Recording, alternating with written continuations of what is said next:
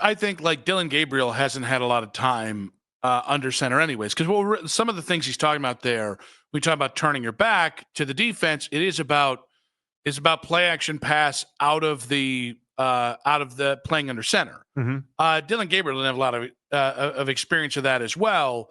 So from that one standpoint, that one part is the part where I'm like, well, both rookies kind of don't have it. But I think it's interesting that you can preach patience to fans as much as you want. They're never going to have it. Right. The only patience that fans will have in any regard when it comes to a young quarterback that isn't playing or even is playing is winning.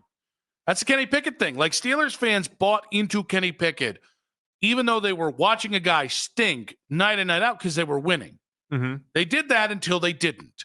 I think when it comes to Shedeur, the only way Browns fans will be patient with him or Dylan Gabriel sitting behind whichever veteran wins the job is if that guy actually wins some games early. No question about it. That's what makes Joe Flacco, and we've talked a little bit about, like, all right, will the crowd turn on him after what was an awesome 2 years ago and how he just won everybody over? And the easy way to do that is take on a really hard schedule early on, start to lose some games, and then we'll see how the crowd asks and clamors for Shedeur Sanders, or even at that point, we'll see where it goes with Dylan Gabriel, but they're going to ask for Shedeur Sanders at that point. But I do think it's fair to ask, just in general, so beyond just what happens with the quarterbacks in front of them, is this situation set up for patience? Because I think there's a lot of factors involved. Number one, the fact that you have 2 first-rounders next year, and it sure felt like the plan was, we'll get the franchise quarterback next year, but let's let this year play out. I think that adds immediacy and immediate pressure to what the Browns are trying to do, which makes patience even harder. Well, but that's why it feels like there's this, like, I don't know, week 6 to week 10 little gap in between the schedule where you can acknowledge that everything doesn't have to be rushed. You can throw somebody else out there. And then week 6 or so, then you can have Shedeur Sanders out there. And then you can see, again, somewhere between 6 to 10, because you can't go too late. The immediacy part of this is you can't just sit back and wait and then look up and say, oh, it's week 13, and we still haven't figured out what we have in Shedeur Sanders. And this is where you kind of marry both things together. Because it's not, will the Browns be patient with Shedeur? Because I think patience wanes depending on a lot of different things, including, all right, do you have a pathway to a quarterback next year? When do you have to make a decision? I think it's fair to say that when we get into like 1 year funnels, right? The Browns at the end of this year have to know what they have in Shedeur Sanders and Dylan Gabriel and Kenny Pickett and Joe Flacco. I don't think teams think like that a fair amount of the time. When they do, I don't think they go into the season thinking that way most of the time. I think most of the time teams go in with some relatively like, hey, this is a common sense way that we're trying to approach this. The Browns are approaching this and how they approach the offseason with quarterbacks, common sense way. It is when the you-know-what hits the fan, does somebody start thinking in a siloed way of we've got to figure out. I'm not predicting it's going to happen this year because there's a million of factors that go into it.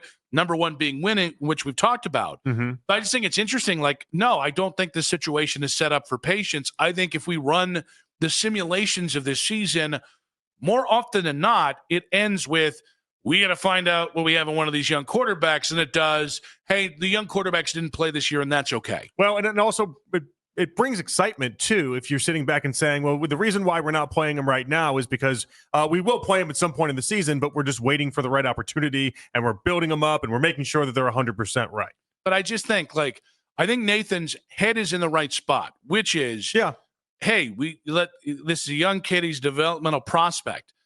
But I think that's going to be a tough line of thinking for Browns fans to maybe not week 1, because you got Flacco there, and there's a lot of love for Joe Flacco in this town right now. But especially as that season goes, 1 or 2 losses start to stack up, or you get, even if you have a nice start to the season, the second you lose 2 games in a row, that borrowed patience is going to be given back, and that debt is expected to be paid because of the other thing that Nathan said. Like Nathan, and this is in concert with what he said the whole time on it, he's never really bought the idea of a mitigated cap for Shedeur Sanders in terms of his talent. Well, the more that situation conspires against the Browns, the more people are going to want to see, all right, let's see what that patience, or let's see what that ceiling really looks like. Oh, for sure. I mean, that is the most exciting part of this upcoming season for myself, is figuring out exactly what Shedeur Sanders has. So, like, will there be a spot if, like, they go Joe Flacco and Flacco stinks up for the first 4 weeks and is just bad, and then they decide to go Kenny Pickett, let's say, is there going to be a part of me that is like, yeah, I don't care what you think or don't think about Shedeur Sanders' readiness. Throw him in the deep end of the pool and let's see what he can do. And I tend to believe guys that had 4 or 5 years starting experience in college, it's a little bit. I know he's 22, so whereas he's not young in experience in college, he is actually age wise right around like that 22 is a nice age for a quarterback. Got a lot of reps. At some point, you got to say, well, he's 22. We've given him full summer. We've given him maybe a couple weeks into the season. All the factors here are pressing us. Yeah, let's go ahead and see what we have and understand he might lose us a few games, but it's worth it if in the end we get close to winning with him or feeling we're comfortable moving forward with other options at quarterback. He can't be scared to rip the Band-Aid off. And you definitely can't be scared to say, like, oh, a couple times in practice he looks like an X way. Like, no, get him out there. Like, find out what you have and make the move. This is the caveat. As long as he's doing things the way you want him to. And I think that's a big thing here. Like, this is where he's got to do something that Joe Flacco doesn't, because Joe Flacco people have bought into the Joe Flacco way of doing things. He's going to have to do things the way they want to. And they might even see an advantage of, hey, we think it's pretty close here. We think he could start, but you know what? We want to make sure we test him just a little bit longer, and we want to make sure he's doing things the right way in the regular season.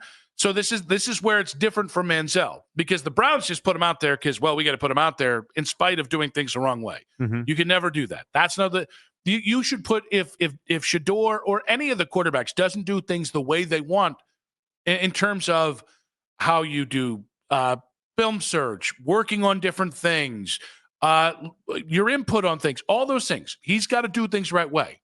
All of them do. If that doesn't happen, then just go ahead and put Dylan Gabriel out there if he is doing the right things. But I have a feeling this kid isn't going to be a problem. I have a feeling that this is going to be an easy decision at some point this season because talent's there. He's old enough. And at some point, I don't want to say you throw caution to the wind, but it's time. I got a feeling it'll be really funny the lack of a coincidence this will be when all of a sudden it's like, oh yeah, okay, so Joe Flacco seems like he doesn't need to be our quarterback anymore. That ship has sailed, and Shedeur has taken a drastic step forward. Yeah, we've really seen him in the past couple weeks. He's gotten to the exact spot that we need him to get to, and he's ready to go. Okay, convenient. Don't be surprised if that's Dylan. Okay, do I need to throw Dylan in more of these conversations? I think so. I did in the very first part of this conversation, and then I was like, saying Shedeur and Dylan every time is kind of just getting it's a lot. Should we just truncate it to the Rooks? The Rooks? Yeah, we'll sound like real seasoned football guys. No, you sound like you're doing like a CSI or something like on TV. Nathan Segura preaches patience with Shedeur. I think the question isn't, do you have patience now? I think we're all pretty patient. It's June. I'm about to go to the cabin. Yeah. Is this situation set up for patience? I think there's a lot of things conspiring against that are going to make it really, really. We can be patient now. You can be patient in August. We can be patient in early October. At some point, there's a lot of things here that could turn patience into do it now.